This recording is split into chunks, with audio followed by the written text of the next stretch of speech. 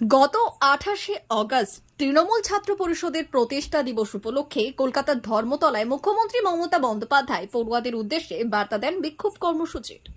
তারই পরিপ্রেক্ষিতে শুক্রবার সারা রাজ্যের পাশাপাশি পশ্চিম মেদিনীপুর জেলার অন্তর্গত কেশপুর সুকুমার সেনগুপ্ত মহাবিদ্যালয়ের তৃণমূল ছাত্র পরিষদের সদস্যরা অবস্থান বিক্ষোভে নামল। উপস্থিত ছিলেন ঘাটাল সাংগঠনিক জেলা তৃণমূল কংগ্রেসের সভাপতি আশিস উদাইত, কেশপুর ব্লক তৃণমূল যুব কংগ্রেসের সভাপতি আসিফ ইকবাল এবং কেশপুর কলেজ তৃণমূল ছাত্র পরিষদের সভাপতি শেখ মোহাম্মদ হোসেন, কেশপুর ব্লক তৃণমূল ছাত্র পরিষদের সভাপতি শেখ ইনজামুল হক। অবস্থান বিক্ষোভের মূল উদ্দেশ্য হল ধর্ষণের মতো ঘটনা যাতে না ঘটে তার জন্য কেন্দ্র সরকারকে আইনে বদল আনতে হবে, যাতে আগামী দিনে কোনো মানুষ এই ধরনের ঘটনা না ঘটাতে পারে।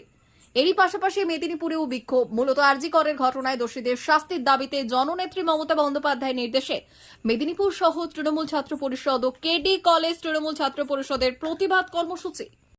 তৃণমূল ছাত্র পরিষদ জিন্দাবাদ। দোষীদের ফাঁসি চাই, দোষীদের ফাঁসি চাই, দোষীদের ফাঁসি চাই, বিচার চাই, বিচার চাই, বিচার চাই, বিচার চাই, বিচার চাই। আমাদের যে তৃণমূল ছাত্র পরিষদের প্রতিষ্ঠা দিবস, সেই মঞ্চ থেকে আমাদের নেত্রী মমতা বন্দ্যোপাধ্যায় দিক নির্দেশ দিয়েছিলেন যে আজকে প্রত্যেকটি কলেজের গেটে আরজি করে যে ঘটনাটা ঘটেছে সেই ঘটনার প্রতিবাদে অবস্থান বিক্ষোভ করতে।